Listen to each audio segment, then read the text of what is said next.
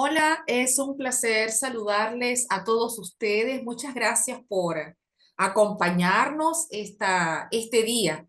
Hoy es 16 de enero del 2025 y estamos en nuestro diplomado virtual en integración sensorial en TDAH y autismo. Muchísimas gracias por todas las personas que están aquí presentes, que ya nos están dando sus saludos. Vamos a recordarlos. Alan, ¿cómo estás, Alan? Jessica Ríos, que nos está saludando. Mixi, Marielena, Carolina Delgado, Juana, Lenki, Nuris. Muchísimas gracias por estar con nosotros y al pendiente. Muy bien, hoy, ¿qué vamos a hacer? ¿Qué vamos a hacer? Hoy vamos a hablar acerca de las alteraciones sensoriales que allí pues tenemos que hacer como un par de agua porque pueden haber alteraciones sensoriales, pero también puede haber un trastorno del procesamiento sensorial. Entonces, de eso y mucho más vamos a hablar en nuestra sesión de hoy para que tengamos a bien comprender los puntos referenciales y conceptuales que son de gran interés. Sí, es importante que los educadores y educadoras conozcan el nombre de estas alteraciones sensoriales y las características clínicas que los distinguen, para que al momento de observar conducta podamos determinar que ciertamente sí hay una situación de alteraciones sensoriales. Puede ser una alteración sensorial, parte de una condición neurológica o del neurodesarrollo, donde puede haber un trastorno del procesamiento sensorial, que por cierto, la clasificación de los trastornos del procesamiento sensorial no está reconocido en el manual diagnóstico y estadístico de los trastornos mentales en el capítulo de neurodesarrollo y sus trastornos. Por lo tanto, sí está reconocido por la comunidad de terapia ocupacional, ciertamente, y en el área del campo de la neurología clínica. Entonces, por eso tenemos que distinguirlo y la forma en que aparece en la literatura. Así que vamos a ver un breve video acerca de lo que son las alteraciones sensoriales. También vamos a ver el procesamiento sensorial. Pienso que es un buen inicio para conocer sobre todo el trastorno del procesamiento sensorial.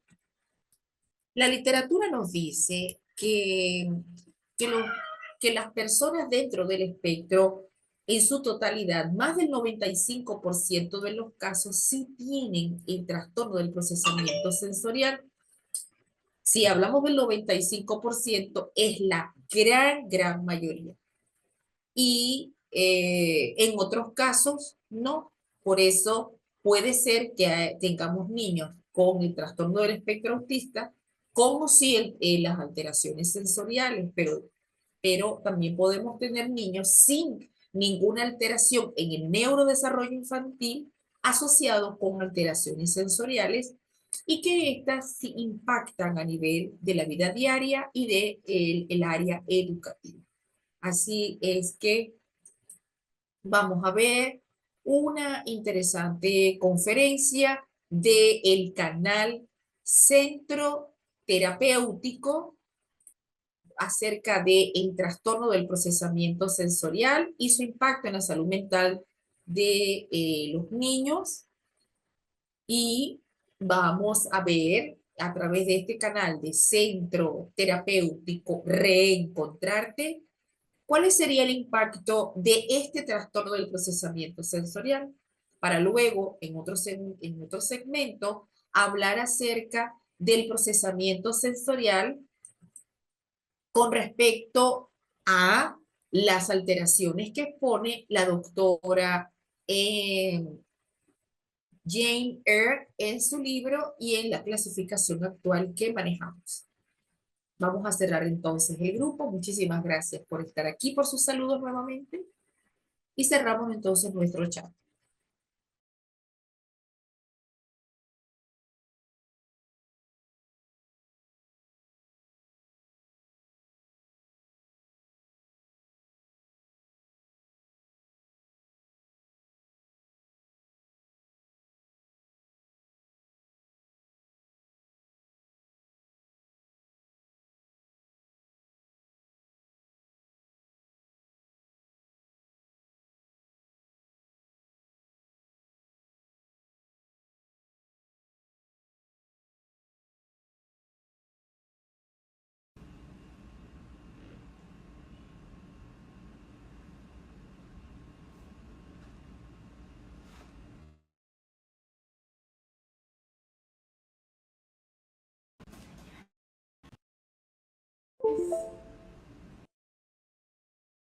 Y hoy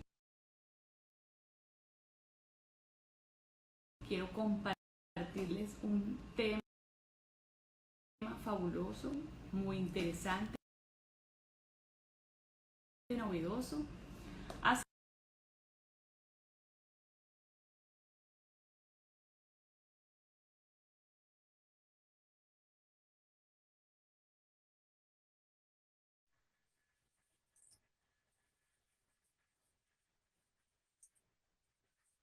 Bien, esta fue una transmisión de el Seattle Children en estos Estados Unidos, quien tiene un espacio de apoyo y atención a la comunidad latina en los Estados Unidos y en donde se brinda esta atención y asesoramiento con respecto a la atención y seguimiento a niños, niñas, adolescentes con autismo, así como la atención a las familias locales que comparten sus experiencias y el tema con el título de ¿qué es la terapia ocupacional y el procesamiento sensorial para niños con autismo? Seattle Children emite desde su canal esta atención para la comunidad latina con expertos locales. Muy bien, entonces con esta sensibilización damos inicio entonces a lo que para nosotros es tan importante, que es empezar a conocer las alteraciones sensoriales, lo que sería el trastorno del procesamiento sensorial, ubicándonos y enfocándonos hacia el autismo y hacia el trastorno por déficit de atención con o sin hiperactividad que vamos a ir desarrollando en estos días de formación. Entonces, para hablar de, del trastorno del procesamiento sensorial, es para nosotros importante retomar las propuestas teóricas de la integración sensorial en el niño, expuesta por la doctora Mary Jane Earp. A través de ella y con la lectura de su libro, que también lo tenemos en nuestra biblioteca virtual, nosotros vamos poder comprender cómo son estas alteraciones sensoriales en el autismo y luego las alteraciones sensoriales en TDAH, para que podamos conocer a través de la conducta, a través del comportamiento que ellos vayan presentando, lo que ellos tienen, ¿no? Cuando hablamos del trastorno del procesamiento sensorial, eh, realmente no tenemos una causa específica para poder explicar. Tenemos sí una, varios factores que pueden confluir para que el trastorno se dé. Tener el antecedente de la prematuridad, que los niños tengan como antecedente el bajo peso al nacer.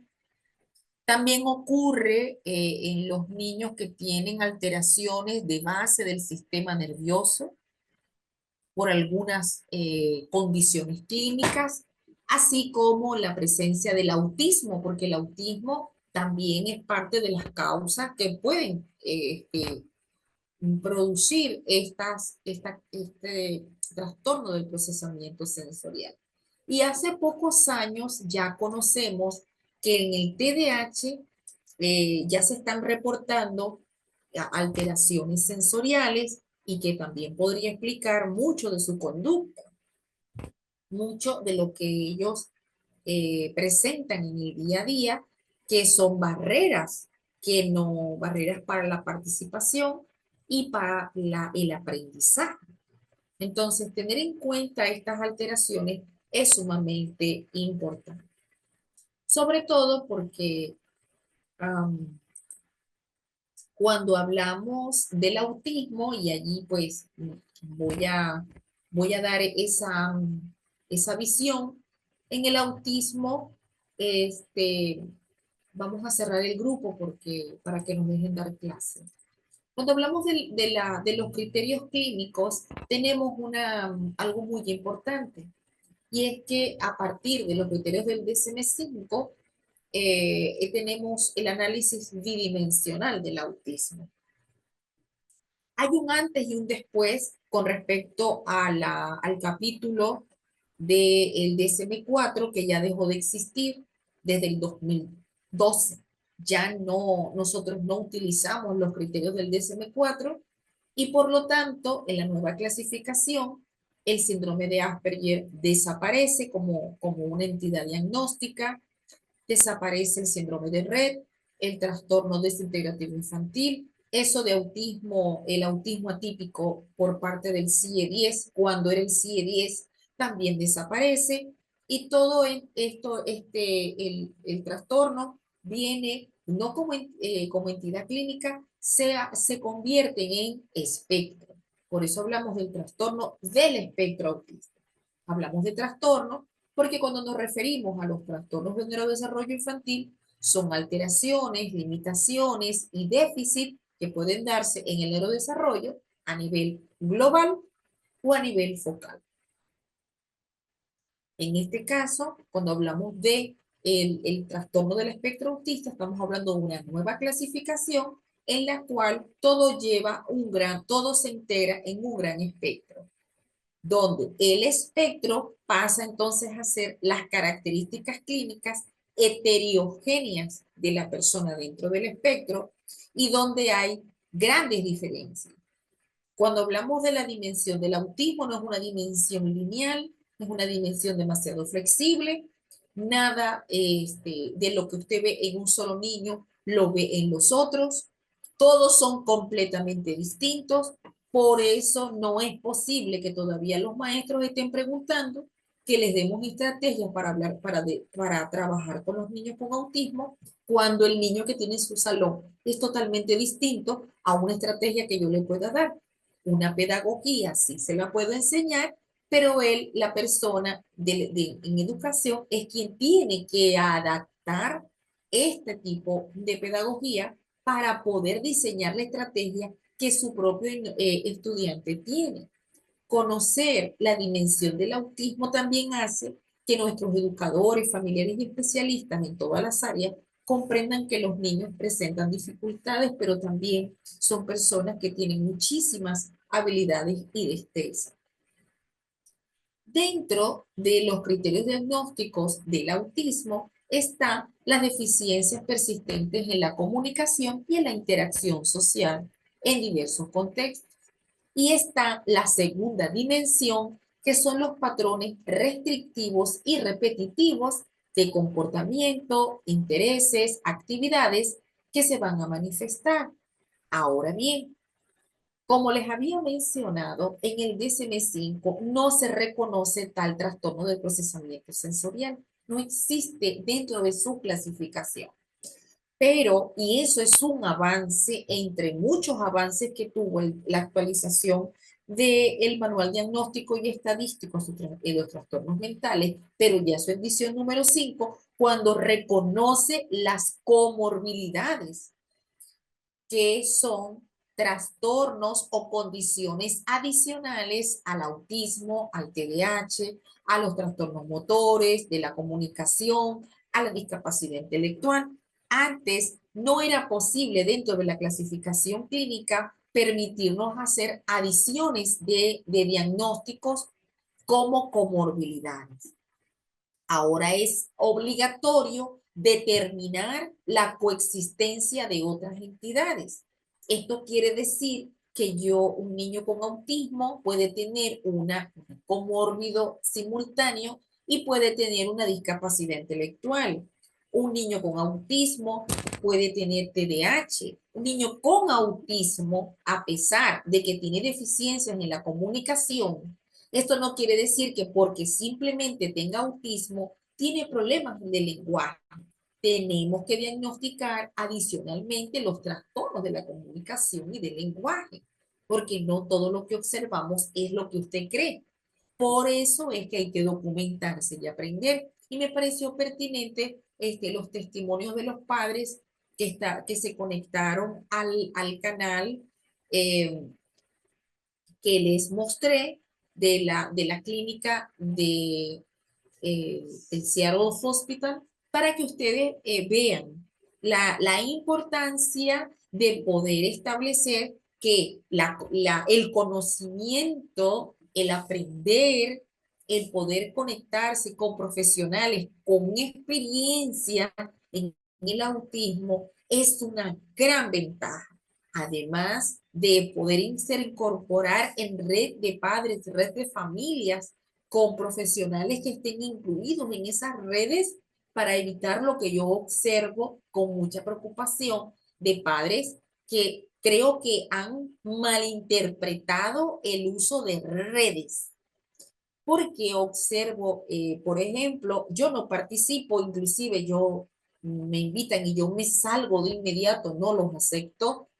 Padres que se ponen a estar colocando en el muro de Facebook una pregunta para recibir 200 respuestas y de esas 200 respuestas que yo he revisado, ninguno es de un profesional, sino que son experiencias de cualquiera que quiere opinar. Y nosotros no podemos darnos el lujo de colocar en el muro una condición en particular o una dificultad que está enfrentando su propio hijo para que 200 personas que no lo conocen estén opinando y no se dediquen el tiempo de si lo copiaron en ese muro para de recibir 200 personas que le escriban y esperar esa respuesta, tomarse el tiempo de platicar con un profesional y que de cara a cara y en vivo y de inmediato te pueda responder qué podemos hacer por tu hijo. Esas son las grandes diferencias. Entonces, dentro de los patrones restrictivos y repetitivos, ¿qué tienen que aprender los padres? Que los síntomas que llamamos hiper o hiporreactividad a estímulos sensoriales o intereses inusuales en aspectos sensoriales son parte de los criterios clínicos y no situaciones raras que presentan nuestros niños. Ciertamente, con lo que hemos platicado, sabemos que niños que tengan alteraciones sensoriales, pues tendrán muchas dificultades para la comunicación, para la sociabilización, para el aprendizaje, sumado a que si está dentro del espectro, entonces tendrá estas deficiencias en la comunicación y en la interacción social, junto con patrones restrictivos y repetitivos en su comportamiento, que hacen pues que el día a día de estas personas se les dificulte, sobre todo para poder adaptarse a este entorno.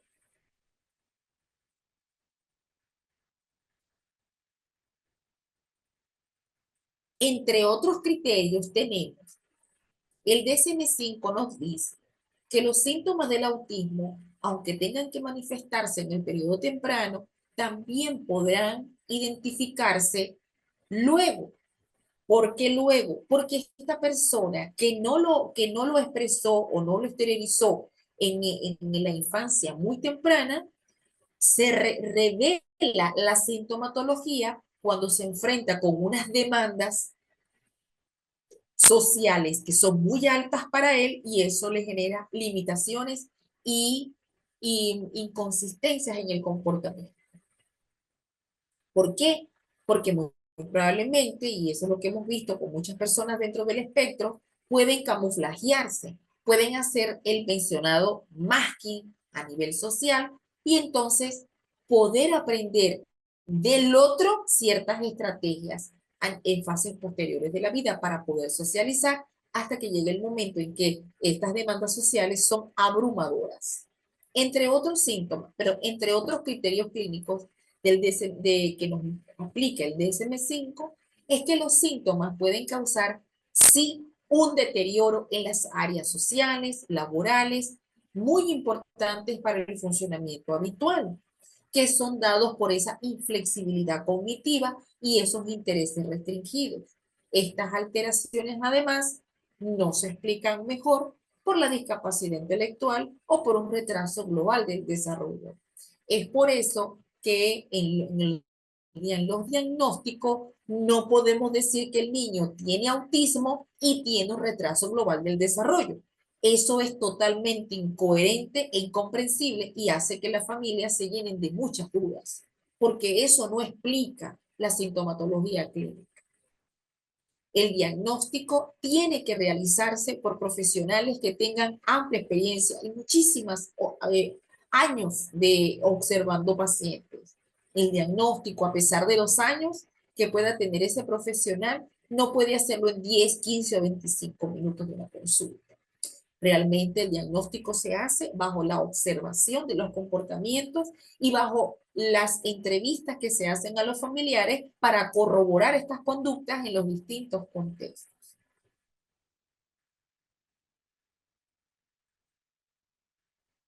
Antes de continuar, vamos a abrir el chat, agradeciendo por favor que hagan un uso apropiado del chat para sus conversaciones y sus inquietudes.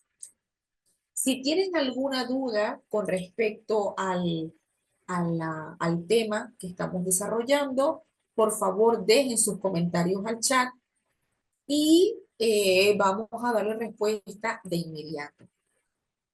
Dejen sus comentarios en el chat y vamos a darle de respuestas de inmediato para que podamos ir progresando en el tema, porque tenemos que hablar del procesamiento y de sus alteraciones.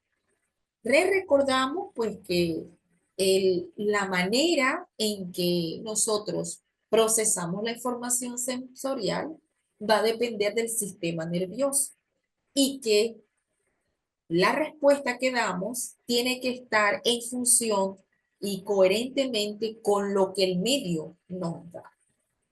¿Qué implica el procesamiento sensorial entonces?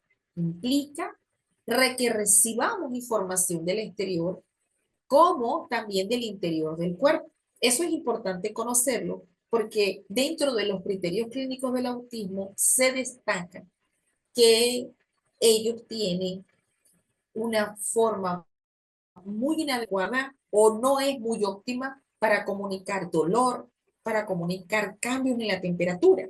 Por ejemplo, podemos tener niños que pueden caerse, se desploman al piso, que tienen accidentes y probablemente ni lloran del dolor.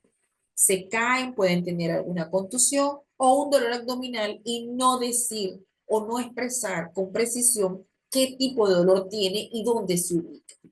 Desde la temperatura, vemos niños, por ejemplo, que cuando hay frío, entonces es cuando quieren estar sin calcetines, quieren estar descalzos, no se quieren abrigar. Y cuando hay realmente calor es cuando buscan colocarse chamarras, sombreros y sudar, y estar sudado y no sentir la temperatura. Entonces hay ciertas condiciones que el procesamiento sensorial implica para darle qué, para organizar esa información y para darle sentido. ¿Por qué? Porque tenemos que responder hasta en el medio, el que nos rodea.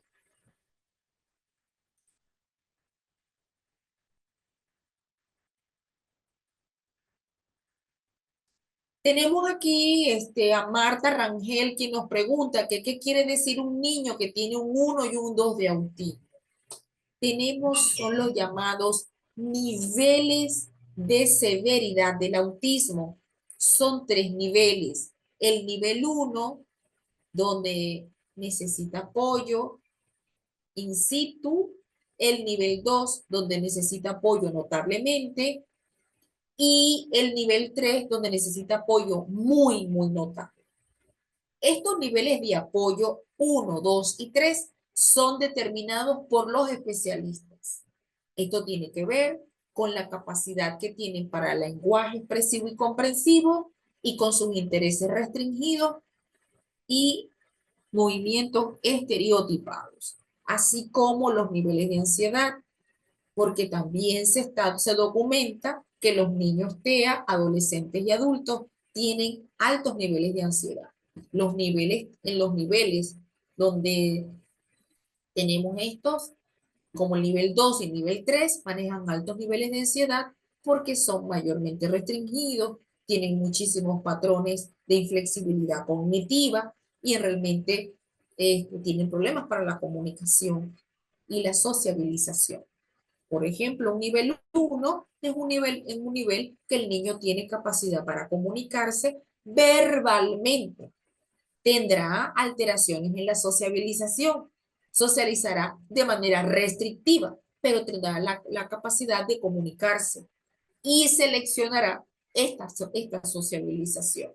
Tendrá intereses restringidos, habrán estereotipias, movimientos estereotipados, que son para la neurología los trastornos motores, ¿no? Que para desde el punto de vista clínico, una estereotipia o movimientos estereotipados son movimientos motores que no tienen finalidad. Sin embargo, desde el punto del autismo, ya nosotros conocemos con evidencia científica que sí tienen finalidad para ellos. Los movimientos estereotipados también sirven para que ellos puedan regularse, para que ellos puedan tranquilizarse un poco, para disminuir un poco la ansiedad ante los factores estresantes. ¿Cuáles son los factores estresantes? Nosotros. ¿Quiénes son los que provocan las crisis sensoriales? Todo lo que le rodeamos y los presionamos con expectativas, con nuestras propias, con lo que queremos que ellos logren, con lo que queremos que ellos alcancen, pero nosotros no estamos a la par de preguntar qué es lo que ellos necesitan. Entonces, este, recuerden que nosotros nos damos diagnóstico, Carolina. Aquí esas preguntas de podría ser, no cabe, Carolina, no cabe. Si usted tiene alguna situación de su hijo o hija, tiene que consultar con un especialista que le pueda dar respuesta, porque es lo mismo que estoy diciendo yo con respecto a esa malinterpretación de los padres y las redes de padres. Colocan en un chat y esperan que alguien les esté diciendo respuesta.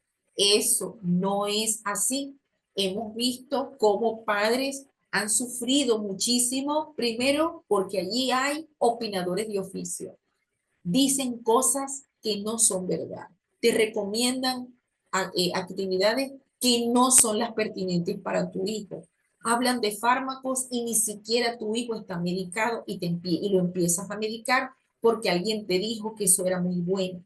También han envenenado a los niños porque han salido personas que son estafadores de oficio y que te prometen curas cuando el autismo no es ninguna enfermedad, es una condición del neurodesarrollo. Por eso lo digo bastante. No, entonces, con respecto a Jesús Alberto González, que quiere insistir de que los niños son ásperos y que están en el nivel 1, eso también es falso. Eso también es falso, porque el Asperger no existe dentro de los criterios clínicos y si no tenemos criterios clínicos para Asperger, como en el DSM-4, que había criterios clínicos para cada uno de los tipos de autismo, entonces menos es cierto que un nivel 1 es Asperger, porque yo puedo tener un nivel 1 con unas características de un niño y un nivel 1 de otro y no se parecen. ¿Por qué? Porque ya esa clasificación cambió y hace como unos cuantos minutos lo dije. El DSM-5 tiene cambios. Desapareció el Asperger, desapareció el trastorno desintegrativo infantil, desapareció el RED para pasar a un espectro. Por lo tanto, los criterios clínicos del DSM-5 es para el espectro. Clasificar nivel 1, nivel 2 y nivel 3, hay que evaluar al niño para saber, el niño inclusive o el adolescente, para poder estadiarlo con respecto a su capacidad de comunicación y su capacidad para poder adaptarse a los cambios y las transiciones, porque aquí el problema del TEA son que no se adaptan a los contextos, no son muy ritualizados y no pueden adaptarse a los cambios sin transición. Entonces, cada vez que las personas empiezan a estar metiendo mentiras y a escuchar de boca en boca, pues pasa esto. No tenemos niños Asperger de acuerdo al DSM-5. Pero que otros países utilizan todavía la clasificación de Asperger, allá va. Sin embargo, la APA, que es la Asociación Americana de Psiquiatría, nos recomendó desde el 2012 que todo niño que haya sido diagnosticado con Asperger antes del 2012 tiene que ser evaluado a través de los criterios del DSM-5. Por eso es una contradicción decir que un nivel 1 es un Asperger, porque te están diciendo que lo debemos reevaluar. ¿Sale? Muy bien. Seguimos entonces. Bien. Vamos a hablar acerca del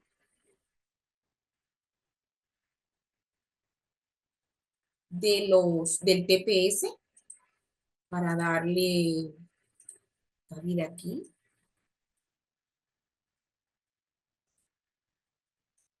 Bien, aquí está. Vemos pues que el trastorno del procesamiento sensorial son alteraciones a nivel del sistema sensorial. Ya vamos a explicar cuáles son, cómo los podemos identificar, porque son varios, no son uno nada más. Tenemos pues que estos trastornos del procesamiento sensorial aparecen muy tempranamente en la infancia, muy tempranamente. Niños muy pequeños pueden tener ciertos signos que tenemos que evaluar. Un niño puede tener irritabilidad, llanto excesivo, problemas de alimentación, problemas de regulación del sueño, pero son signos de alarma. Eso no quiere decir que si yo veo un niño que llora demasiado, que es demasiado irritable, que tiene problemas de alimentación, voy a empezar a inventar a decir, eso es un trastorno de procesamiento sensorial. No, tenemos que evaluar al niño porque hay muchas otras condiciones clínicas que pueden tener esta misma sintomatología.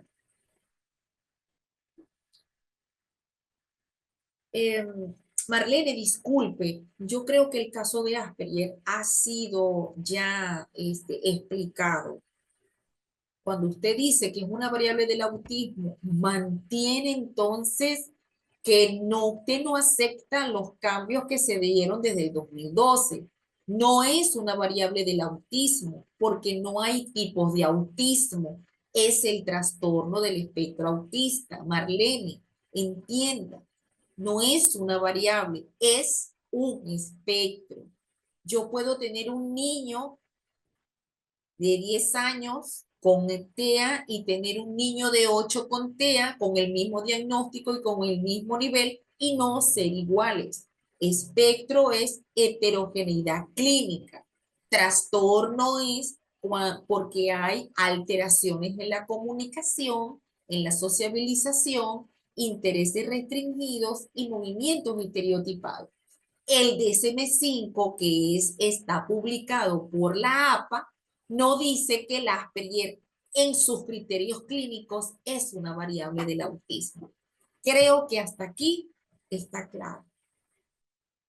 La negación es algo interno. Vamos a seguir.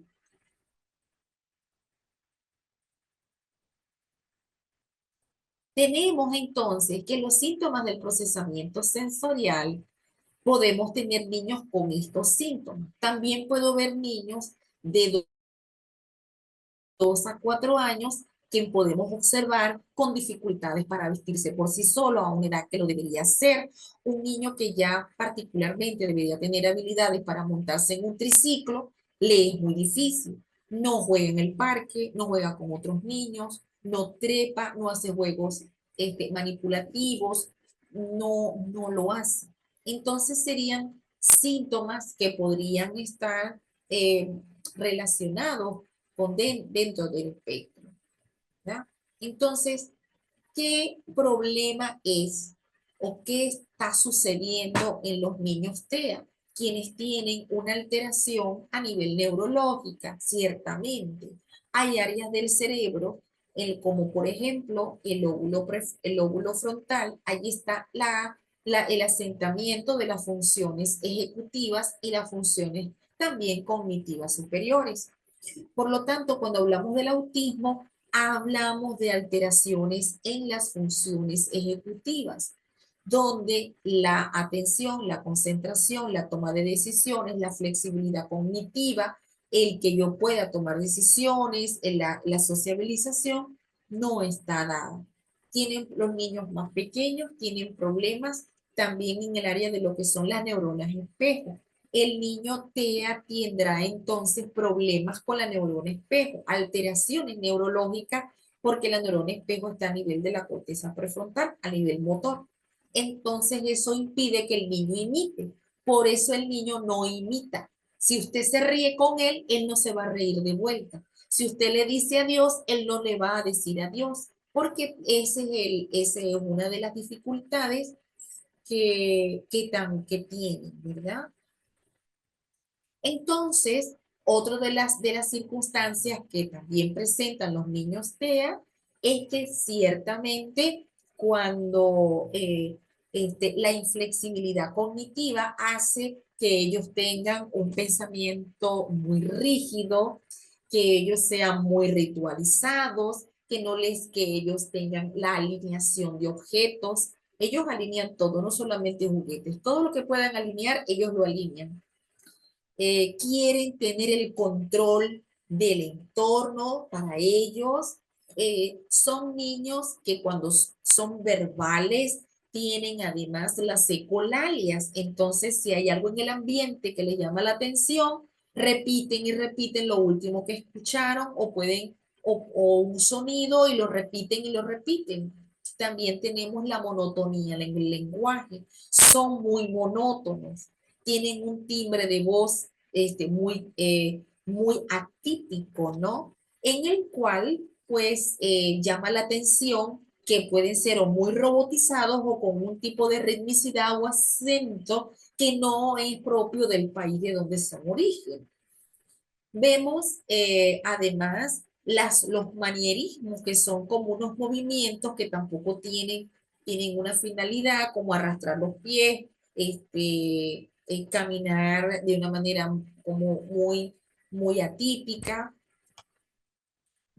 Además de que hay alteraciones a nivel del contacto visual, porque eso también es una dificultad a nivel neurológica, no porque no lo quieren hacer, sino porque no tienen la capacidad de hacer un contacto visual permanente.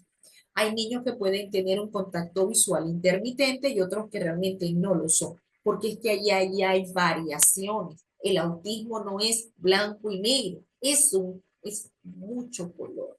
Es una colorimetría interesante, nada es igual. Tenemos casos de mamás que tienen hijos con autismo en casa, tienen dos o tres, los tres tienen autismo y ninguno es igual. Entonces, pues ciertamente una de las situaciones que ellos viven también es que ellos son demasiado conscientes del entorno. Eso es lo que les afecta. ¿Se acuerdan cuando hablamos de los fases del procesamiento sensorial, que era registro, modulación, luego vendría lo de la interpretación y lo de la respuesta adaptativa? Pues entonces lo que sería las primeras dos etapas es donde ellos están en estado de alerta. Una persona no está en estado de alerta todo el tiempo. Si usted maneja y maneja de automático, maneja como que fuera algo que hace todo el tiempo de manera rutinaria. No está prestando demasiado atención a si coloca el pie en la derecha, si coloca el pie a la izquierda, si usted va a tomar la velocidad. Es como que todo es muy mecanizado para nosotros. No lo hacemos tan consciente. Ellos no. Ellos tienen ese tipo de problemas. Por lo tanto, cuando son demasiado conscientes de lo que está sucediendo, viven entonces muy ansiosos, se frustran con mayor facilidad. ¿Por qué? Porque no, les es muy difícil adaptarse al entorno y al medio, así como las personas. Pienso que lo más difícil de ellos es adaptarse a nosotros, cosa que debería ser al contrario. Si nosotros somos neurotípicos y tenemos competencias lingüísticas, sensoriales, motrices, cognitivas, somos nosotros lo que tenemos que hacer que su entorno sea mejor. Entonces, vamos a ver ahora las características de cómo vive el niño con autismo cada uno de los sistemas en un ratito, ¿verdad?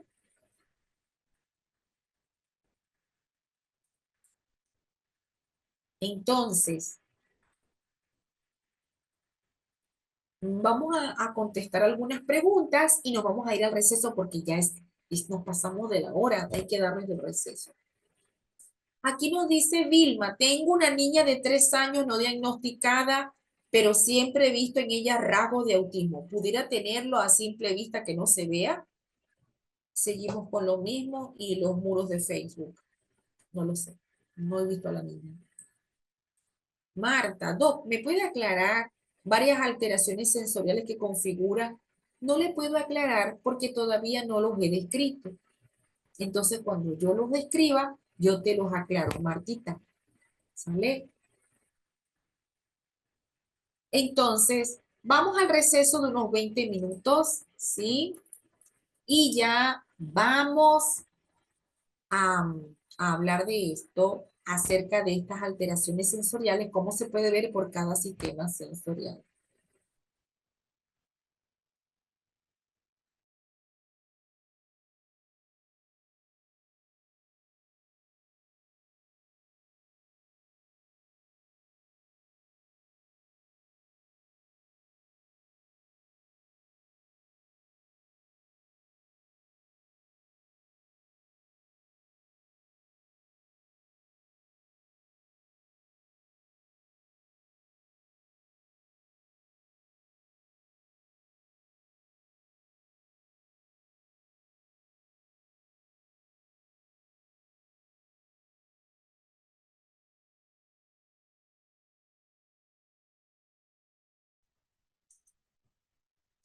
Bien, estamos entonces de regreso ya después de nuestro receso para que ya iniciemos con con las algunas dificultades que vamos a ver y que vamos a clasificar para que podamos entender cómo se viven las alteraciones sensoriales.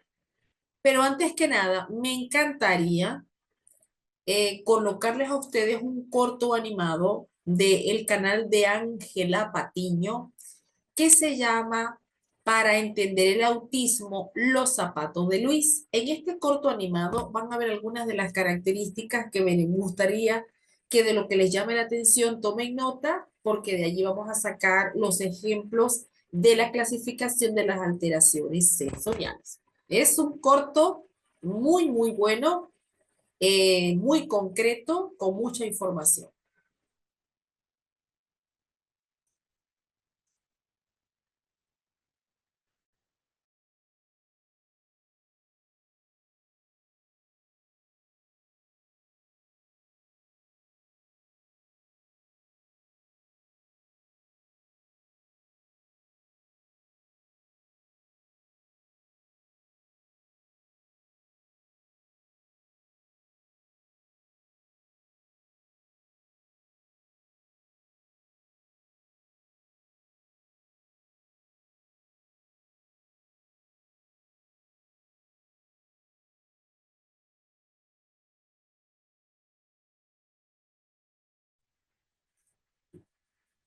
Bien, vimos estos dos cortos. Me pareció importante ir precisando cómo es el mundo de cada uno. Por eso, pues, le colocamos Los zapatos de Luis, un corto animado.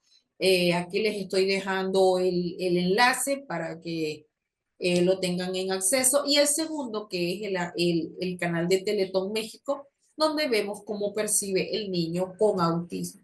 Todo esto en función de poder comprender estas alteraciones que las vamos a clasificar, porque para conocerlas tenemos que clasificarlas y para clasificarlas le vamos a dar las características. Vamos a empezar ya. Entonces tenemos que los trastornos del procesamiento sensorial tienen una clasificación clínica. Entre ellos tenemos los trastornos de la modulación sensorial. El segundo son los trastornos motores de base sensorial y el tercero es el trastorno de discriminación de índole sensorial. Tenemos los trastornos de modulación sensorial, son la hiperresponsividad sensorial, la hiporresponsividad sensorial y la búsqueda sensorial. La dispraxia forma parte del trastorno motor de base sensorial Y finalmente, los trastornos de discriminación sensorial son aquellos que van afectando el sistema visual, el auditivo, el táctil, el vestibular, el propioceptivo, el gusto y el olfato. ¿Qué pasa? ¿Tienen algún problema, Carolina y Fátima? ¿Tienen algún problema en el cual yo se las pueda yo usted ayudar? ¿Hay alguna dificultad que ustedes están enfrentando y que podamos responder?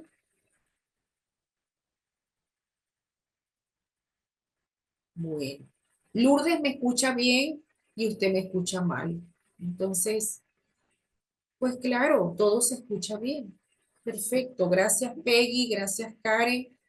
Como les decía, deben revisar su conexión, deben revisar primero sus dispositivos y luego para no interrumpir la clase, porque están interrumpiendo la clase.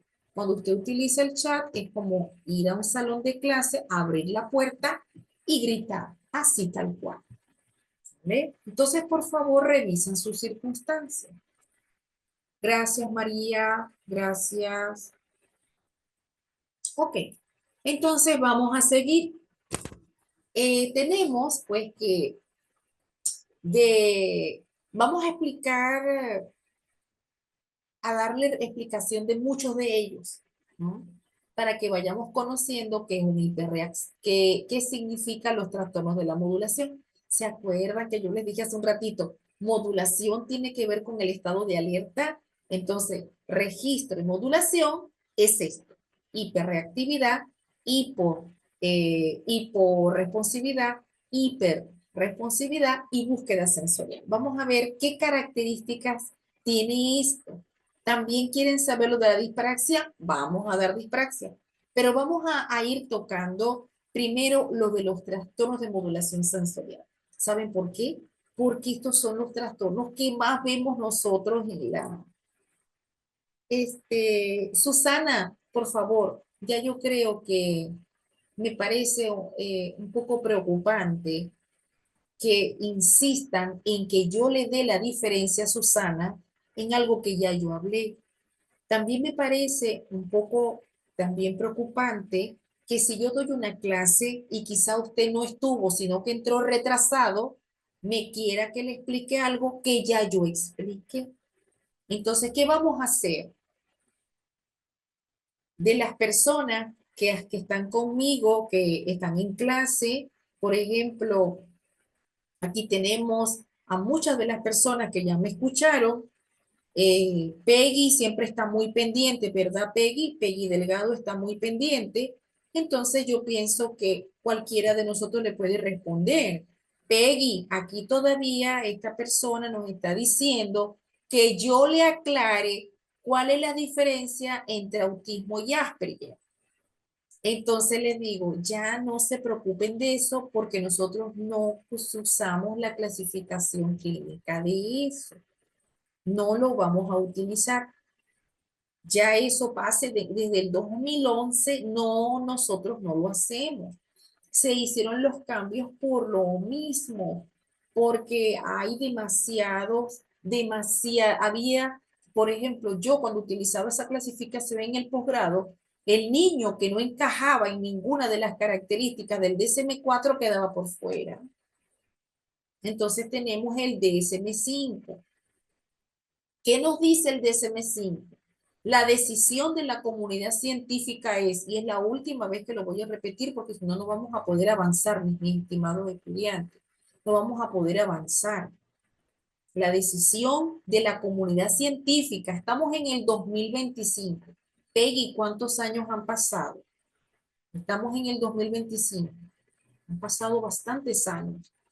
La decisión es que nosotros no vamos a utilizar más la clasificación donde yo tenía que distinguir las características de Asperger, características del RED, características del desintegrativo infantil. Por ejemplo, tenemos que para el RED ya no está en el DSM-5 porque en el 99 se descubrió el gen y se descubrió el cromosoma. ¿Qué dijo la Asociación Americana de Psiquiatría? Que no debemos colocar red porque ya le sabemos el cromosoma y le sabemos el gen. Entonces no puede ser clasificado entre los trastornos de neurodesarrollo infantil porque la modalidad de aparición es multifactorial, o sea, es genético, pero también base ambiental. Pero resulta que red no tiene base ambiental, es genético. Entonces por eso desaparece. Asperger, ya no hay ningún capítulo de eso, por favor, no lo hay, no confundamos a los estudiantes que están con nosotros. No insistan sobre una situación en la cual no voy a quemar un cartucho. Tenemos que concentrarnos en los criterios, porque este es el problema que hay, caramba, que en la escuela no queremos comprender a los niños en su dimensión. ¿Sale? Entonces no vamos a perder un poco más de tiempo, discúlpenme, porque es que la gente está siguiendo una secuencia, pero veo con insistencia de que quieren insistir como darle a la llaga sobre lo mismo, como que hay algo de aceptación, no puedo tratarlos. Vamos a lo que nos interesa. Vamos a ver en el trastorno del espectro autista. Trastorno porque es un trastorno de desarrollo, porque hay deficiencias en la comunicación y en la interacción social, en los intereses restringidos y los movimientos estereotipados. Por eso es un trastorno. Es un espectro porque no podemos darle tipos de autismo, sino el autismo tiene heterogeneidad clínica. Dentro de esta heterogeneidad podemos tener un perfil neuropsicológico bastante diverso. Vamos a dar ejemplos. Trastorno del espectro autista no nos dice el niño dentro del espectro es un genio. Eso es un mito y es falso, totalmente falso. Las personas dentro del espectro no son genios desde ningún punto de vista. Tenemos niños que pueden tener discapacidad intelectual, pueden tener un cociente intelectual normal y en muy poca porcentaje, que son muy pocos los casos, los niños TEA de alto perdón, los niños TEA con actitudes sobresalientes, que son niños que tienen un C intelectual bastante elevado, mayor al del grupo con el que está. Y ellos son los llamados, las actitudes sobresalientes con doble excepcionalidad. También tenemos niños con perfiles neuropsicológicos variados con respecto al habla y el lenguaje. Hay niños que son verbales y otros no. Inclusive aún se tiene que observar si el verbal tiene un problema de comunicación de lenguaje expresivo y comprensivo. De igual manera, a nivel del perfil neuropsicológico tenemos la disfunción ejecutiva, que es la inflexibilidad de pensamiento, los eventos rutinarios y muy ritualizados, entre muchas otras características. Entonces, vamos a lo que nos interesa. ¿Qué significa tener un niño que tiene un trastorno de la modulación sensorial? Porque esto corresponde a más del 80 o 90% de los casos, ¿verdad? Entonces vamos a conocerlo en cuanto a su característica clínica.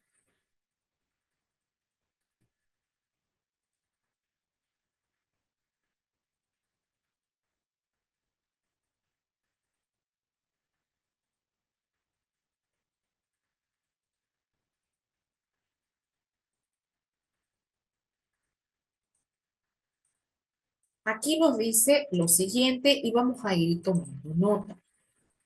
Un trastorno de modulación, porque les di tres clasificaciones. Vamos con el primero. Tenemos el de modulación, el de base motriz y el otro que es sensorial del perfil de los 8 sentidos. El primero es el de modulación, que este es el que afecta de las fases del procesamiento sensorial.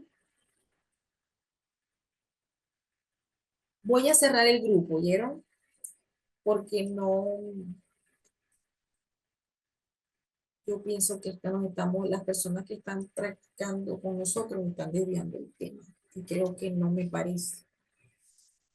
La modulación sensorial como trastorno cuando hay una dificultad en la regulación tanto de la emoción como del comportamiento. Aquí vemos entonces que se incluyen las habilidades motrices en respuesta a qué? En respuesta a un estímulo que viene del exterior. Entonces, una persona que tenga un trastorno de modulación sensorial tendrá alterado el primero y el segundo de las dos fases del procesamiento sensorial. Modulación, registro y modulación, ¿se acuerdan? Entonces, el estado de alerta es el que está alterado. Cuando hablamos de un trastorno de modulación, nos habla entonces que hay una dificultad muy evidente en la regulación de lo emocional, del comportamiento y de la habilidad motriz. Esto lo llama es la ejecución o la praxis de la persona. Una persona con el trastorno de modulación lo clasificaremos como hiperresponsivo, hiporresponsivo y de buscador sensorial. ¿Qué es un hiperresponsivo? Un niño hiper hacia arriba, hiper, es porque tiene un umbral de respuesta muy bajo. Esto no tiene que ver con umbrales del dolor, señores, sino con umbral sensorial. Esto quiere decir que si yo tengo un umbral sensorial muy bajo, quiere decir que todo aquello que yo tenga del exterior, yo lo voy a registrar muy rápido, muy intenso y muy duradero en el tiempo. Entonces, inclusive una persona hiperresponsiva es aquella inclusive que no tendrá un sistema alterado, sino varios sistemas. Una persona hiperresponsiva sensorial es aquella que tiene las siguientes características. Son personas que sobrereaccionan a la sensación, se alejan de todo aquello que les genera demasiada irritación sensorial, bloquea los estímulos. Estos son niños, como les digo yo, de respuesta evitativa, porque ellos se alejan. Tenemos aquellos niños también que pueden también responder agresivamente. Aquí hago una distinción porque muchas personas que ignoran de este tema dicen que los niños TEA son agresivos porque te jalan de los pelos y te pegan, pero no te dicen que cuando tú los irritas, el niño se defiende. Con eso no quiero decir que estamos justificando que el niño te jale el cabello y te pegue. Lo que te estamos queriendo explicar que el niño está abrumado y que no tiene una buena respuesta adaptativa y que por eso responde de una manera demasiado exagerada, demasiado agresiva. Pero ellos no son agresivos. El medio hace la irritación o la expresión que ellos tienen, hacen esto. También tenemos otros, en cambio, que van a tener una respuesta más cautelosa, más temerosa y pueden estar así, como les digo yo, de conducta expectante. Están allí, no hay como quitarlos, pero nosotros somos los que los retiramos para que ya no se agreda más de manera sensorial. Pero también tenemos otras características. Son muy ansiosos, son hipervigilantes, pero buenísimo es porque estas personas prosperan cuando nosotros somos predecibles, cuando nosotros utilizamos la palabra clave anticipar es la clave. Anticipar es que si yo sé que esto le puede causar al niño dentro del espectro, al adolescente o al adulto dentro del espectro, irritabilidad sensorial, porque lo voy a exponer a ese tipo de estímulo, como yo veo en las maestras. Hay casos que, bueno, que a veces recuerdo y se los cuento. Yo recuerdo hace como 3 meses que una maestra quería que yo le explicara así como de librito por qué el niño le llora en clase. Y yo decía, bueno, maestra, que el niño es muy agresivo, que el niño no hace caso, que cómo vamos a tener este tipo de niño en el aula. Entonces, hubo algo que yo le pregunté y le dije, usted tiene que analizar el medio. Usted solamente está viendo la respuesta, la conducta, pero no está viendo qué pasa en el medio, qué sucede con la ocupación, qué hay, qué actuación hay en lo que sucede. Porque ella dice que solamente al entrar al salón el niño se exaspera, el niño llora, grita, porque lo hace. Entonces ella dice que es porque el niño quiere molestar. Y le digo yo, no, es un niño usted. Algo está sucediendo o algo usted le está haciendo directamente que lo está irritando y cada vez que lo ve, él responde de una forma defensiva. ¿Qué les parece que luego de revisar los contextos del antes y después, el durante, nos damos cuenta que la maestra acepta que como le dijeron que el niño tiene autismo y no socializa y no habla y no comparte y no quiere ir al recreo y no quiere abrir la lonchera, pues ella le parece mejor hacer la siguiente estrategia, que cada vez que el niño llegara al aula de clase, él tenía que saludarlos a todos y se tenían que abrazar. Y también obligaba al niño a que cada vez que pasara por un salón, era obligado a entrar al salón a saludar y que lo saludaran a él. Eso yo le dije, maestra, disculpe, esto es una forma de maltrato brutal. Es que no tiene otra forma de código, sino brutal. ¿Por qué es brutal, maestra? Porque usted es la que tiene su paradigma. Usted es la que piensa que el niño hay que tratarlo así porque le va a hacer bien. El niño está teniendo unas crisis terribles. Eso es un impacto cerebral. Entonces, ciertamente y esto es lo que llamamos a nivel de crisis sensoriales, lo que llamamos el shutdown, cuando el niño, después de un acúmulo sensorial tal, ellos se desconectan porque están abrumados. Es como que no hablan, no comen, no caminan, se quedan en stop. Eso se llama shutdown, la desconexión total.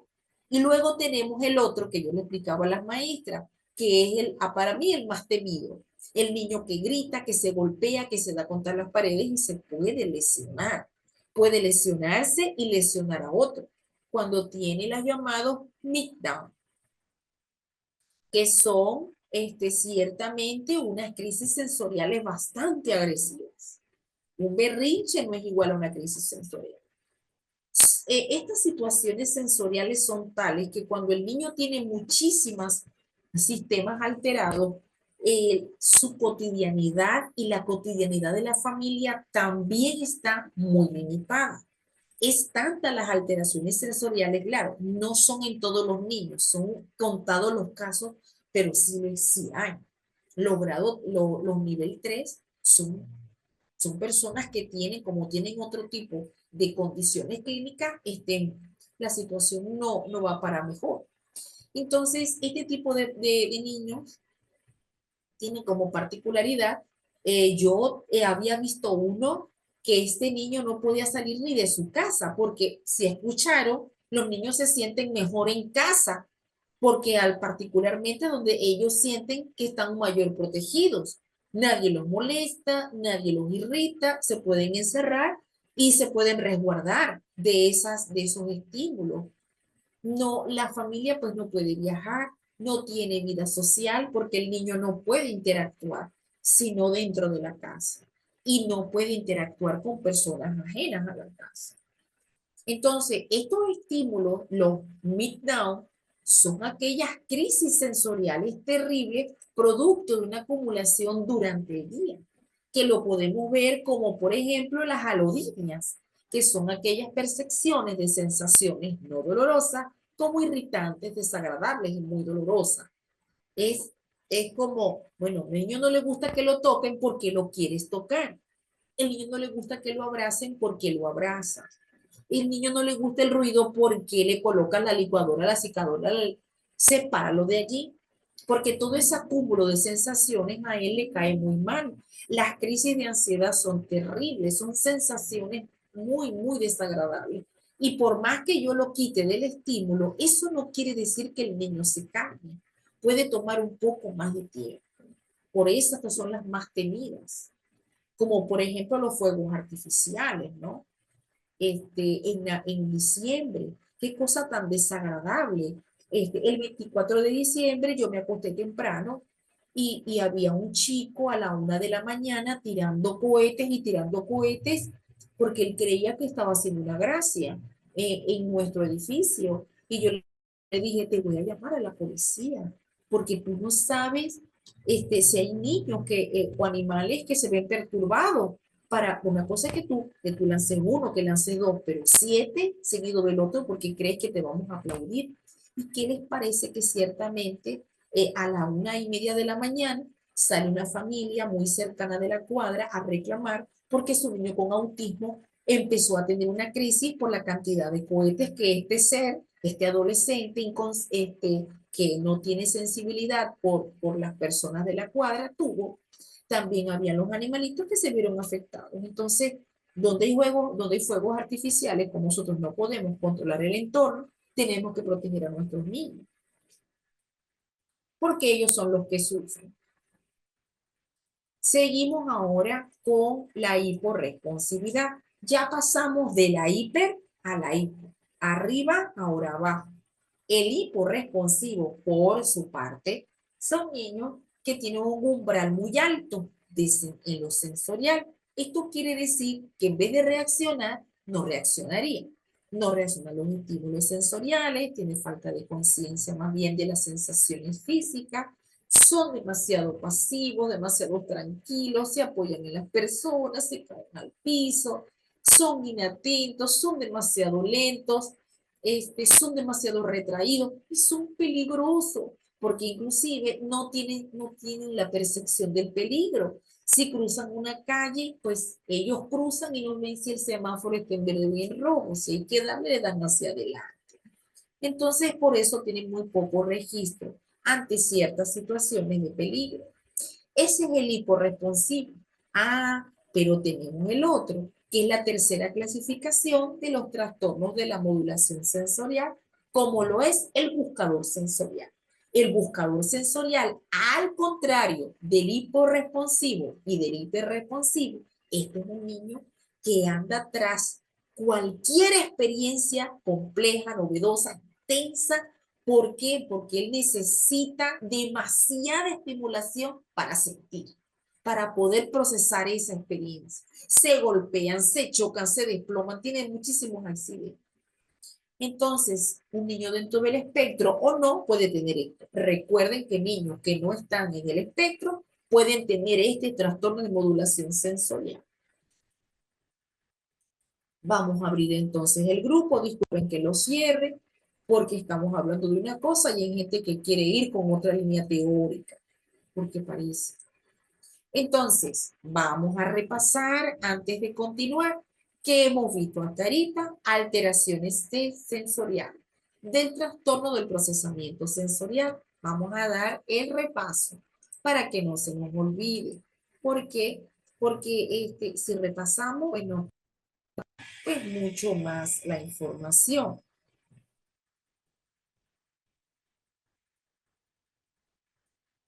Entonces, fíjense aquí tenemos ya los trastornos de procesamiento sensorial y clasificados. Vimos el de modulación sensorial, que es el que acabamos de explicar, el hiperresponsivo sensorial, el hiporresponsivo y el buscador sensorial. Luego, para mañana, vamos a dejar el del trastorno de base sensorial y de los de discriminación sensorial. Entonces, teniendo en cuenta este repaso, vamos a ver cuál es la característica que tiene un hiperresponsivo. Un hiperresponsivo sensorial o un niño que tenga una hiperrespuesta. ¿Qué creen ustedes o qué recuerdan de lo que yo mencioné que es un niño hiperresponsivo? ¿Qué característica tiene el hiperresponsivo? Muy bien, Tamara. Respuesta exagerada ante los estímulos. El hiperresponsivo. Está muy bien.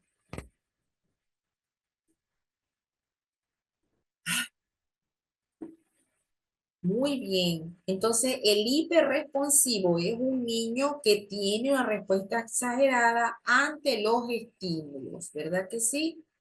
Entonces, ¿Cuál es el hiporresponsivo? ¿Cuál característica tiene el hiporresponsivo? Hipo hacia abajo. El hiporresponsivo, ¿se acuerdan? Muy bien, María. Dice, tiene, no, reacciona muy poco o nada a los estímulos. Muy bien, son pasivos, son inatentos, no reaccionan. Hay gente que les encanta estar etiquetándolo. Eso es un ese es un TDAH, pero con déficit de atención. No, eso no es un TDAH con déficit de atención. Eso puede ser un hiporresponsivo, ¿verdad? Y estos son niños que tienen bajo registro el peligro. Son lentos, son distraídos, ¿verdad? Con respecto al hiper, que sí responde, pero no tienen el hiperresponsivo, tienen varias formas de responder. Puede ser sigiloso, en donde se siente demasiado abrumado y se va. ¿Se acuerdan? El hiperresponsivo, sigiloso, abrumado y me voy. Me abrumo, pero respondo agresivamente. Puede que me abrumo y puede que me desconecte y no quiera hacer nada ni quiera conectarme con los demás. El hiperresponsivo. En cambio, el hiporresponsivo no tiene ese tipo de respuesta, ¿verdad? En vez de alejarse de las personas, se chocan con las personas, se chocan, se tumban, se lanzan, ¿no? Y el buscador sensorial es un niño que necesita demasiada estimulación, busca el peligro, es un niño que está en constante movimiento, no se queda quieto, eso es un motor que no se apaga. La persona que no conoce de estas condiciones te etiqueta como TDAH cuando te ve. Por eso los diagnósticos son clínicos y no son del colegio ni de la escuela, son clínicos, ¿verdad? Ahora, yo puedo tener un niño, vamos a ver, yo puedo tener un niño hiporresponsivo y también puede ser un niño buscador. ¿Puedo tenerlo? Claro que sí. Ajá, allí viene lo de los perfiles, allí viene lo de los sistemas. Yo puedo ser, ser, por ejemplo, un niño buscador y puedo ser un buscador táctil, pero puedo ser un hiperresponsivo auditivo. También puedo ser hiporresponsivo desde el tipo visual. Quiere decir que lo que está a mi alrededor no me llamaría la atención, pero todo lo toco, todo lo agarro, todo lo, ¿no? Porque soy un buscador, por ejemplo. Eso lo vamos a ver la próxima semana, cuando veamos el perfil sensorial y lo hermoso del perfil sensorial. Bueno, me encanta eso porque el perfil sensorial es una prueba que a base de un cuestionario, pero que necesita de la visualización de la conducta clínica, ¿no? Porque no es solamente decir, bueno, tengo el perfil, pero ¿y cómo es el comportamiento del niño con respecto al perfil, verdad? Entonces sí, podemos tener perfiles mixtos. Recuerden que solamente estamos viendo hasta ahorita el de la modulación sensorial. Susana, hoy no estamos en estrategia. Y tú me dices que te disculpe la ignorancia, pero también tengo que disculparte la insistencia. Yo a ti no te puedo dar estrategias porque tú no puedes decir que vamos a tener una cantidad de estrategias hiporresponsiva o de buscadores, porque tú no tienes el perfil sensorial de tus niños. Hay que tener el perfil sensorial del niño al cual le vas a colocar la dinámica, la estrategia. Porque lo que yo te pueda decir no aplica para todos, porque los niños no son igual. Por eso hablamos de los perfiles mixtos. Entonces, más que ignorancia es insistencia, porque siempre lo estoy diciendo. Recuerden que los niños son únicos y cada uno es distinto. Dame estrategia para un TPS. No, porque tú puedes tener un niño que tenga un problema vestibular y no ser hiperresponsivo, sino más bien tener un problema vestibular. ¿Qué tiene que ver lo vestibular con lo hiperresponsivo? ¿Verdad? Entonces podemos tener un niño que tenga alteraciones propioceptivas. ¿Qué tiene que ver lo propioceptivo con lo hiporresponsivo, verdad? No, por eso tenemos, yo insisto y seguiré insistiendo. Dejen de correr porque ni siquiera han dado los primeros pasos. ¿Cómo yo voy a empezar a trabajar estrategias si no comprendo ni siquiera qué es un TPS? Vamos a tratar de ir como aprendiendo de cada uno, qué es un hiperresponsivo, qué es un buscador, qué es eso, qué significa tener un niño así. Y luego empezar a ver conducta, porque uno aprende de la observación, no de la de estrategia. Uno aprende observando. Al estudiante hay que observarlo, hay que verlo. Siempre le digo a las maestras, ya usted observó a su niño, ya sabe lo que le gusta y lo que no le gusta. Vamos a trabajar con plastilina, vamos a trabajar con arena. ¿Por qué, maestra? Si el niño le ha demostrado que de manera táctil aborrece tener que trabajar con algo maleable en la mano, porque lo obliga, porque es parte de la estrategia. No, maestra, no puede ser parte de la estrategia, tiene que ser parte de la consideración de la inclusión, de hacer adaptaciones donde el niño pueda estar tranquilo y aprender con pues ciertas actividades en las que él pueda participar y no se sienta angustiado. Porque lo que no queremos es que el niño te rechace. Porque el problema no es la estrategia, el problema es que el niño te rechace y te desprecie para siempre. Y en ese para siempre es para siempre. No hay de que vas a tener otra oportunidad. Hay muchos casos en los cuales los profesionales no tienen otra oportunidad. Metiste la pata para siempre. El niño no se va a olvidar de eso. ¿Por qué no se va a olvidar? Porque el niño tiene inflexibilidad cognitiva. El niño no es aquel que dice, bueno, ya pasó, pasamos la página, está bien, yo me adapto a los cambios. No, no es cierto. El niño no pasa la página, no se adapta a los cambios. Todo lo contrario. El niño toma mucho tiempo para que el niño vuelva a confiar en ti.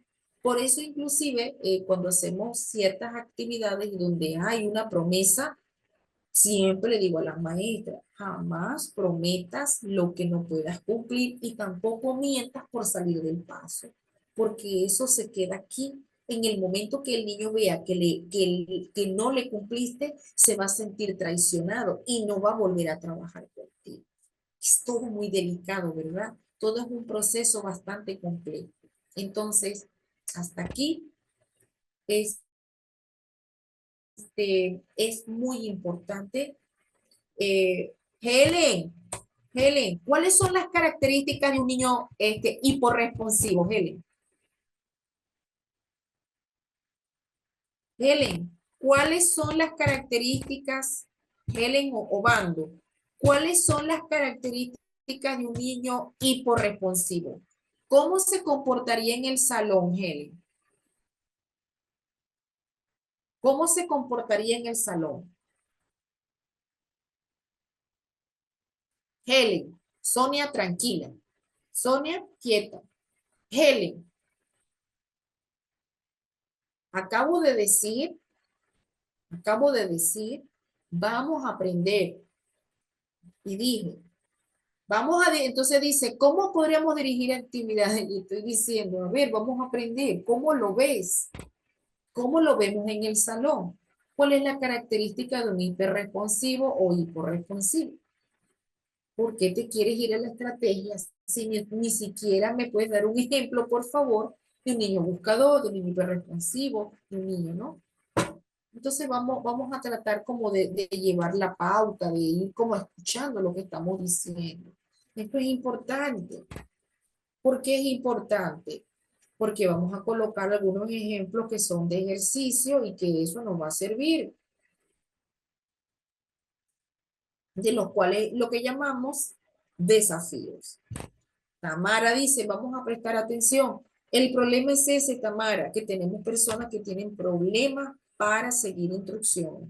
Son profesionales de la docencia que no siguen instrucciones y después se quejan de por qué los niños no hacen caso en clase. Les cuesta muchísimo. Vamos a ver los desafíos. Con los desafíos, vamos a poner los ejemplos. Tenemos el Hola, desafío profe. 1. Hola, ingeniero, ¿cómo está? Bien, gracias a Dios y usted. Bienvenido. Gracias, profe. Qué pena interrumpirlo. Solo paso a robarle un minutico. A Compañeros, ver, un minuto. buenas noches a todos, compañeros. Espero que se encuentren muy bien. Bueno, compañeros, quiero aprovechar este espacio para recordarles a todos ustedes que el descuento que se les ofreció a ustedes se vence el día de mañana. Si usted aún no ha realizado el proceso de pago y está interesado en las certificaciones más el material de estudio, quiero invitarles, compañeros, a que se comuniquen con la asesora comercial Lina Coronado.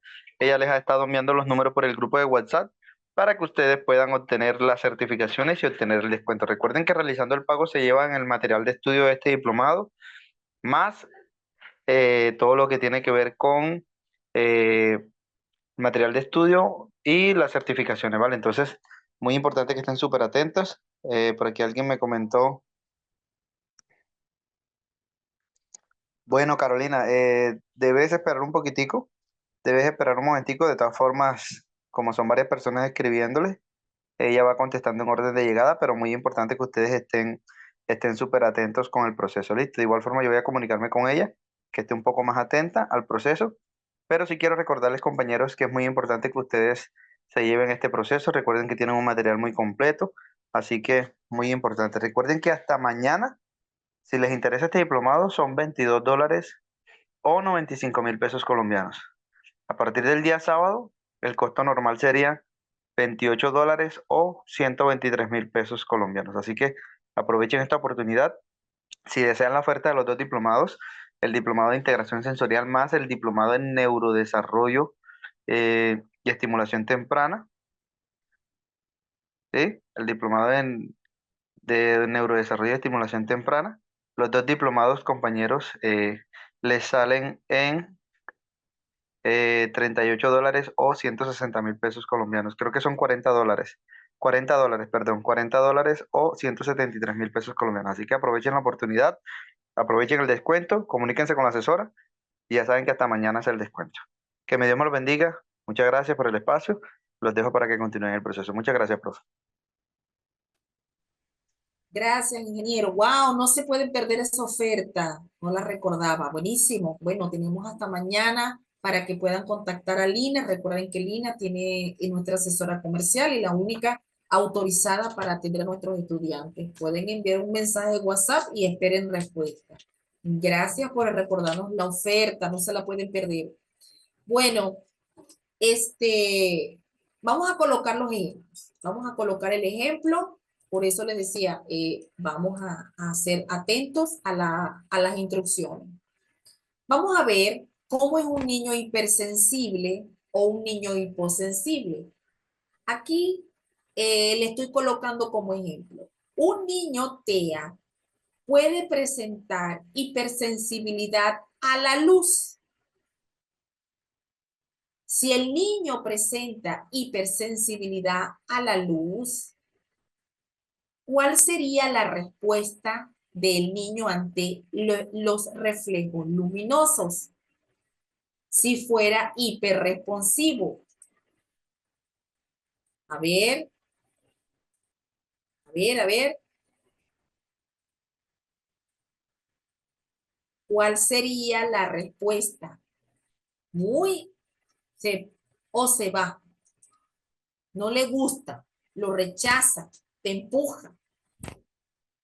Ajá. Y si el niño que es más bien hiposensible a la luz, ¿cuál sería la respuesta si es hiposensible? Hipo. Mm,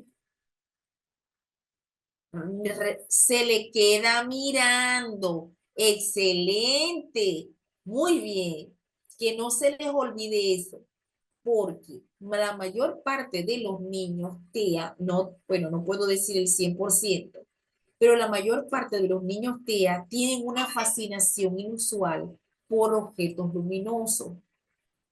Entonces, Si yo sé esto, allí es donde yo coloco mi pedagogía. Allí es donde yo diseñaría mi estrategia. Si yo sé que el niño tiene una fascinación inusual por lo que brilla o por lo luminoso, eso es una oportunidad de aprendizaje para él, porque entonces yo utilizaría elementos de estimulación lumínica para los procesos de lectura, escritura y matemática, porque es allí donde él quedaría mayormente estimulado, mayormente estimulado. Muy bien. Vamos a seguir, vamos a seguir. Muy bien. ¿Qué es un niño con hipersensibilidad auditiva? ¿Cuál de las dos imágenes representa la hipersensibilidad auditiva? Vamos a ver.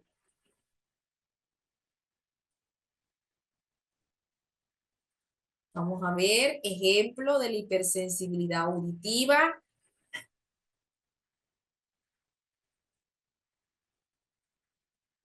Muy bien, Pilar. El niño con la almohada. Muy bien, Pilar. Excelente. El niño con la almohada. Porque el niño que es más bien no es hipersensible, sino hiposensible, es el niño muy, muy ruidoso. Pero fíjense que hay una característica muy particular. Ellos son ruidosos con lo que el ruido que ellos generan, pero no les gustan los ruidos que no han generado ellos. La licuadora, la secadora, la lavadora, pero ellos te pueden hacer cantidad de ruidos con objetos donde ellos le muestren esa fascinación. Que no se les olvide, eso es una característica de ellos. Seguimos. Otro ejemplo, vamos a hacer otro ejemplo.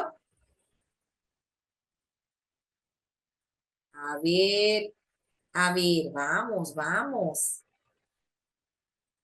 Ay, a ver, ¿qué característica tiene este niño que hace fuchi? Fuchi, fuchi, que no le gusta al olfato. Fuchi, no le gusta ni el perfume, ni las cremas, ni los olores fuertes.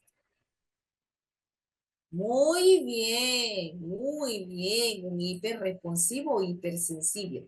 Puede ser hipersensible para el DSM-5, hiperresponsivo para la teoría de integración sensorial. Excelente, excelente. ¿Vamos a seguir? Vamos a seguir. A ver. Ay, qué raro que un bebé diga, qué rico. Entonces tenemos también, fíjense algo muy interesante. Puede haber una alteración sensorial a través de la restricción alimentaria. Pueden haber intereses restringidos o por eso esto no se puede confundir, que se lo dije a una mamá, porque todo lo ve muy simple y en el autismo nada es simple. Aquí siempre hay que tener la inteligencia, ponerse bien los lentes y bien graduados, porque nada es tan simple. Por ejemplo, puede que el niño tenga restricciones alimentarias por sus propias características clínicas restrictivas. Pero también hay otra condición en la parte de alimentación en las cuales esa restricción también puede estar dada por algo sensorial, como por ejemplo niños que detestan ciertas texturas, colores, olores, sabores horribles. Para ellos son horribles. Entonces, inclusive hay mamás que te dicen, por favor, no le mezcles la comida en el plato a mi hijo, porque si no, no come, no come nada en todo el día. Y van las necias y lo hacen. Que yo digo que es de necios. Es que así se hace, no, no le mezclen. Sí, e inclusive, ¿cómo deben ser los platitos para los niños TEA? Con separadores. Platitos con separadores. ¿Para qué? Para que ni siquiera un granito de arroz, si es que le gusta el arroz, se mezcle con su proteína. Porque entonces no te come nada y la mamá sufre mucho. Entonces en las escuelas, por favor, tengan mucho cuidado. Sigan las recomendaciones de las mamás porque son las que saben. ¿Sale? También tenemos las alteraciones gastrointestinales y que puede hacer que el niño rechace ciertos alimentos porque le produce flatulencia, porque produce distensión o dolor. Muy bien. A ver, la hipersensibilidad táctil y la hiposensibilidad táctil. Un niño hiposensible táctil, ¿qué será? A ver. Hiposensible. La ropa no le molesta.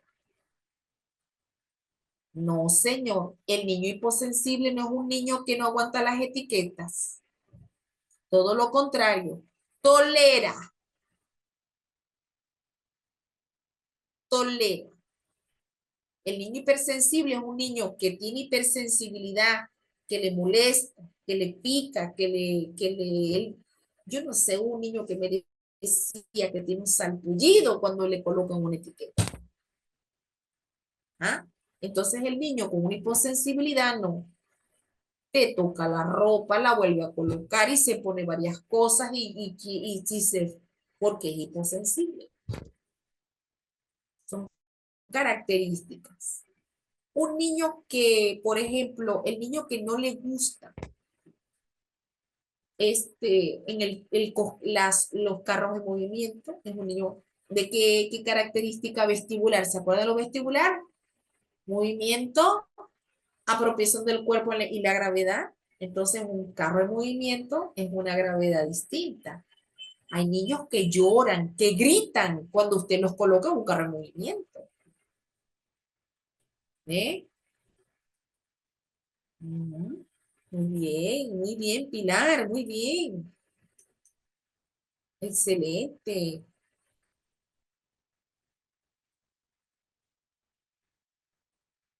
Bueno, ¿qué les pareció la actividad? Excelente. Muy bien, Jessica, excelente.